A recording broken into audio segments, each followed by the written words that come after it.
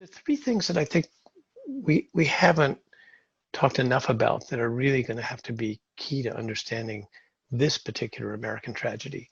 The first is this idea that the crisis is a crisis of care. It's a crisis of neglect, that over 50% of people who have a mental disorder, especially of adolescents, where it's about 60%, are not getting treatment. Now, that is not true in any other part of medicine, but it is an inescapable fact here.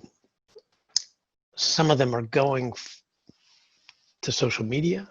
Some of them are going to peers, but they're not getting professional care that's likely to actually be helpful. The duration of untreated psychosis in the United States is about 77 weeks.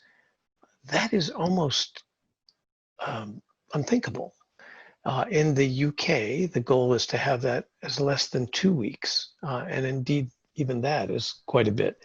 To think that young people could be psychotic for a year and a half before anybody does what's needed to help them is really, it's egregious, and it's something that we need to be thinking about. So the first point I would make is that we have to get serious. This is not an epidemic. It's a crisis of neglect, a crisis of a failure in the care system.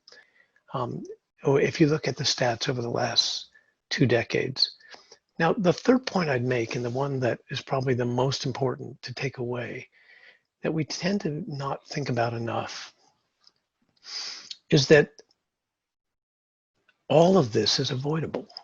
That every mental illness of young people, every one of these illnesses is treatable, and some are preventable. You can go through the list: anxiety, anorexia, ADHD, depression, schizophrenia, bipolar disorder. Every one of them, we have either medications or psychotherapies that are effective. Given in the right dose at the right time to the right person, we can do very well. And that's what makes this so tragic, is that we have treatments that work, and yet we're not getting the treatments to people when they need them. The real tragedy for me is that we know what to do and we're not doing it. And that is unacceptable. It begs the question, why aren't we doing it? And you know what most people will say is we're not doing it because of stigma.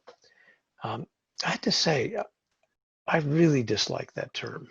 To me, it's a victim term. I think the reason we do it, we aren't doing better, is discrimination. It's a civil rights problem. It's a social justice problem. We have 186,000 deaths of despair in the past year, 2019, in this country. 186,000 deaths due to suicide, overdoses, alcohol-related deaths, all due to mental disorders, the lack of mental fitness.